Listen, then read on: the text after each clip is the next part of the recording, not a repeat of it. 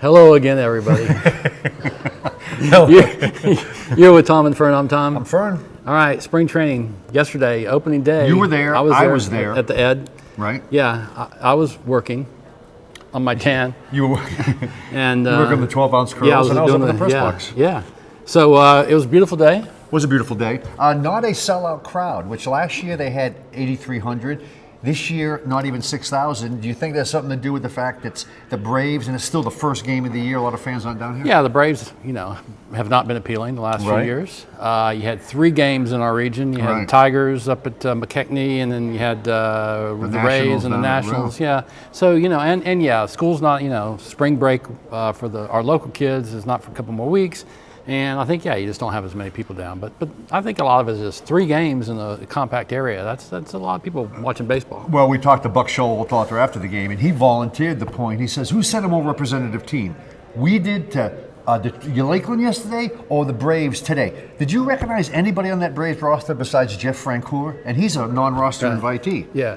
No, but who else would you recognize on the Braves roster? Except for Freddie Freeman. I don't know. Yeah, no. There really is nobody else. Yeah. Although this Malik Smith dude, the leadoff, is a 22-year-old guy. He's like one of their top prospects.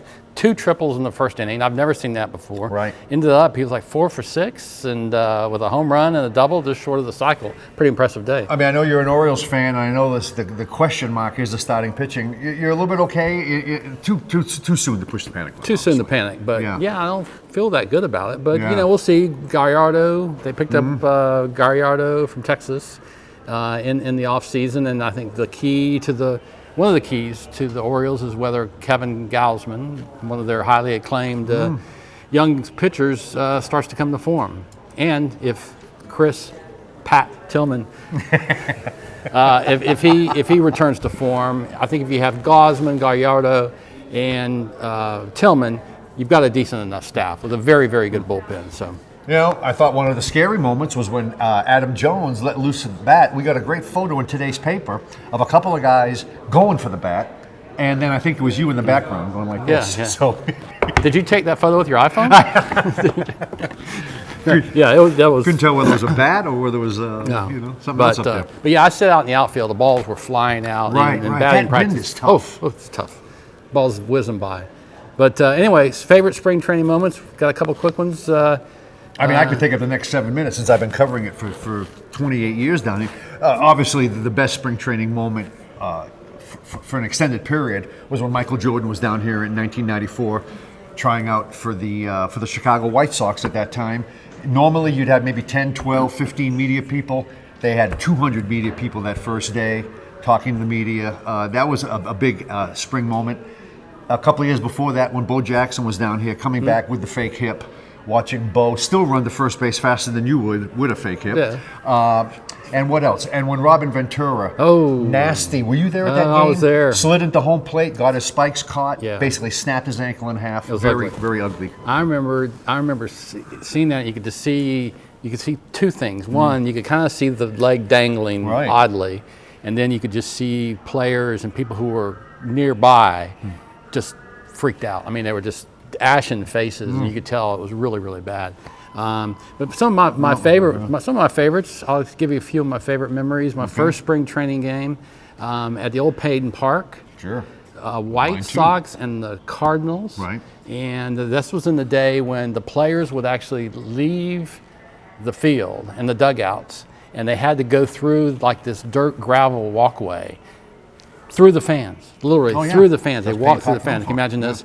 And I remember getting autographs that day, and the one I remember the most was from Carlos May. Do you know why I remember Carlos May's Because he was Lee May's brother, and he also had a half a thumb. Got his half a thumb blown off in Vietnam. In the military. Right. And so I remember looking at that. I was a kid. When you're a kid, it's kind of that's. And he wore a black glove. Yeah. But he gave the appearance of having a thumb. I don't know. How did the guy grip the bat? You've swung a bat. You need that thumb to wrap around the handle. How do you swing without a thumb? Man, he did it well. He did it well. Okay. Any other scintillating ones? It was always, used to love going to Al Lang Field when the Cardinals and the Mets were there, and they had Tommy Walton, the singing vendor. Oh, yeah. Yeah, the guy would sing. He had this beautiful, deep voice. It was like a kind of like a preacher kind of voice, and he would sing songs. And his best line was, "Somebody buy it. Don't be a meanie. Buy some weenies." But he actually went on the Johnny Carson show. I think you should revive that. Yeah. And, you know. Yeah. Well, or maybe you could sell a few dogs between innings. I remember seeing Bob Feller playing catch in Winter Haven. Okay. Yeah, when he was like in his 80s. When the Indians were there? Yeah, threw better than you did. Right. Some of my favorite national anthems. Who do you guys start with? Guido Salmaggi. Yeah. Who's maybe still alive, or maybe Guido's dead. Yeah. But Last did it in 2004. My favorite about Guido, he would eat a hot dog without a bun. He said it lubricated his his throat, and then he had a little coffee and cognac for courage. Did he? Say, yeah. Remember when he used to sing? Oh yeah. Take that big step back for the big finish. Yeah, I remember. He was great. And then I remember one other one at McKechnie Field. This guy came out in a wheelchair with an oxygen tank on the back. And you unplugged it. Well, no, and we were afraid, like, how is this guy going to do this? And so he takes the oxygen, he takes a big hit off of oxygen, and runs through the national anthem. It was one of the best ever. It was fast. There was no vibrato. There was no nonsense like you hear, some of the national anthems. Like they're putting their own spin on it? Yeah, the guy was great. It was down at Charlotte Stadium when the Rangers were there. Alex Rodriguez was giving autographs up right by home plate, and the fans were crushing in, and the retaining fence fell, and like people toppled all over each other. It was kind of ugly, actually. I got a story about the Charlotte Sports Park too, or the Charlotte Stadium when the Rangers played down there, when Bobby Valentine was the manager and Julio Franco and Rafi Palmeiro was with them. And this shows you how security has been tightened over the years.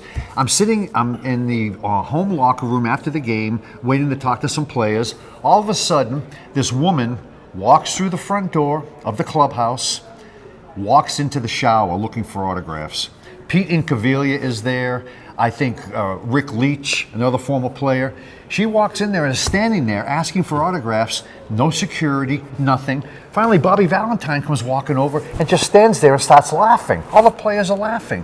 After about 10 minutes, they gently push her towards the door. No cops, no nothing, no arrests.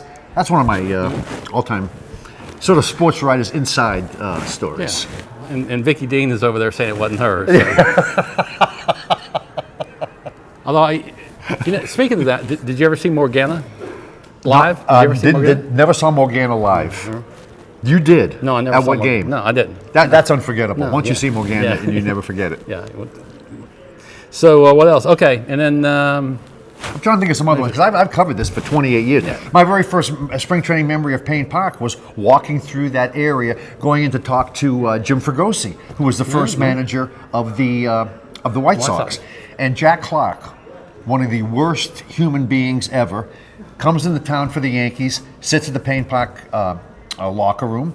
He's sitting there by himself. I go up to him. I'm young. I'm Mr. Clark, can I have like 10 minutes of your time? He's just sitting there. He says, I'm busy. Come back in 30 minutes. So I say, okay. So I hang around the clock. 30 minutes later, still sitting in the same spot, not doing anything. I go up to him, I guess, got some time now? He says, no, I'm busy.